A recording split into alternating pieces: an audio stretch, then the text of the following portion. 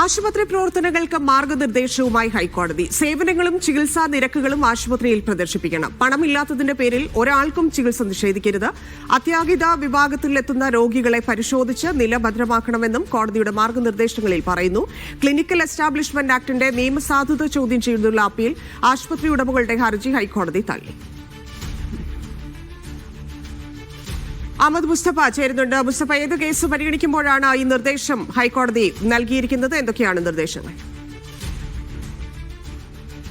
2018 ഒരു വളരെ പ്രധാനമായ ക്ലിനിക്കൽ എസ്റ്റാബ്ലിഷ്മെന്റ് ആക്ട് എന്ന് പറയുന്ന ഒരു നിയമം ഈ സംസ്ഥാന സർക്കാർ നടപ്പിലാക്കിയിരുന്നു. ഈ നിയമവുമായി ബന്ധപ്പെട്ട് അതിനെതിരെ നേരത്തെ ഹൈക്കോടതിയിൽ വന്നിരുന്നു. സിംഗിൾ ബെഞ്ച് ആവശ്യം തള്ളുകയും ചെയ്തു. അതിനെതിരെ ഇപ്പോൾ ഡിവിഷൻ ബെഞ്ചിനെ സമീപിച്ചപ്പോഴാണ് ഡിവിഷൻ ബെഞ്ചും അതിരൂക്ഷമായ ഭാഷയിൽ വിമർശിച്ചുകൊണ്ട്, പ്രത്യേകിച്ച് നേരത്തെ തന്നെ സിംഗിൾ ബെഞ്ച് ഉത്തരവ് വന്നപ്പോൾ തന്നെ ഇത് പാലിക്കേണ്ടതാണ്. ഇത്രയധികം വർഷങ്ങൾ ഇവിടുത്തെ സാധാരണക്കാരായ പൗരന്മാരുടെ ജീവിക്കാനുള്ള അവകാശവുമായി ബന്ധപ്പെട്ട് ഇത്രകാലം ഇത് നീട്ടിക്കൊണ്ടുപോയത് സാധാരണഗതിയിൽ വളരെ ഫൈൻ ഉൾപ്പെടെയുള്ളവ ചുമത്തി, വളരെ കോസ്റ്റ് ഉൾപ്പെടെ ചുമത്തി തള്ളേണ്ട ഒരു സാഹചര്യമുണ്ട്. പക്ഷേ തൽക്കാലം അത് ചെയ്യുന്നില്ല.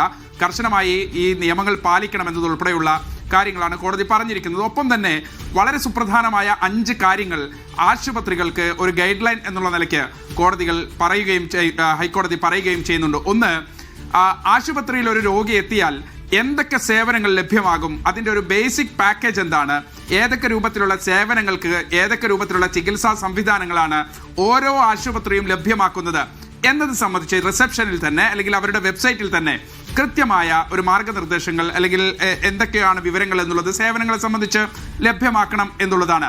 അങ്ങനെ ലഭ്യമാകുമ്പോൾ അതനുസരിച്ച് രോഗിക്ക് ആ ആശുപത്രികൾ അല്ലെങ്കിൽ അതിനനുസരിച്ച് അവരുടെ ബജറ്റിനനുസരിച്ച് മറ്റേതെങ്കിലും ആശുപത്രികൾ ഉണ്ടോ എന്നതുൾപ്പെടെയുള്ള കാര്യങ്ങൾ തിരഞ്ഞെടുക്കാൻ കഴിയും എന്നുള്ളതാണ് ഏറ്റവും പ്രധാനപ്പെട്ട ഒരു കാര്യം. മറ്റൊന്ന്, രോഗികളുടെ സുരക്ഷ ഏറ്റവും പ്രധാനമാണ്. അടിയന്തര ഘട്ടത്തിൽ ഒരു ആശുപത്രിയിൽ വളരെ ഗൗരവ സ്വഭാവത്തിലുള്ള ചികിത്സാ പ്രശ്നങ്ങളുമായി ഒരു രോഗി എത്തിയാൽ പണമില്ല എന്നതിന്റെ പേരിൽ ഒരിക്കലും ഒരാളുടെ ചികിത്സ നിഷേധിക്കരുതെന്ന് ഹൈക്കോടതി കൃത്യമായി തന്നെ വ്യക്തമാക്കുന്നുണ്ട്.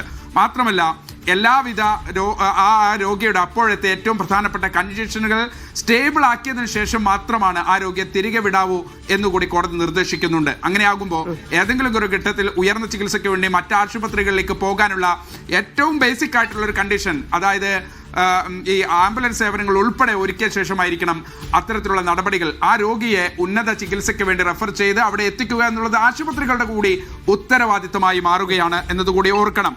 ഒപ്പം തന്നെ ഒരു ബ്രോഷർ പ്രസിദ്ധീകരിക്കണം. ഒരു ബ്രോഷർ പ്രസിദ്ധീകരിക്കുമ്പോൾ ഇന്ന രോഗങ്ങൾക്ക് ഇന്ന ചികിത്സകൾ ഞങ്ങളുടെ ആശുപത്രിയിൽ ലഭ്യമാണ് എന്നതുൾപ്പെടെയുള്ള വിവരങ്ങൾ ഇതുമായി ബന്ധപ്പെട്ട് പ്രസിദ്ധീകരിക്കണമെന്നാണ് ഏറ്റവും പ്രധാനപ്പെട്ട ഒരു കാര്യം. നടപ്പാക്കുമെന്നാണ്. ആശുപത്രി ഉടമകളെ സംബന്ധിച്ച് വലിയ തിരിച്ചടിയാണ്. ചില കാര്യങ്ങളിലെങ്കിലും നമുക്കറിയാം എത്ര വലിയ ഭീമമായിട്ടുള്ള തുകയാണ് സർജറി ഉൾപ്പെടെ. പോട്ടെ, ചെറിയൊരു അസുഖമാണെങ്കിൽ പോലും എങ്ങനെ ചാർജ് ചെയ്യുന്നു എന്നുള്ളത് അറിയാം. അപ്പൊ സ്വാഭാവികമായിട്ടും വലിയ തിരിച്ചടിയാണ് ഉണ്ടായിരിക്കുന്നത്.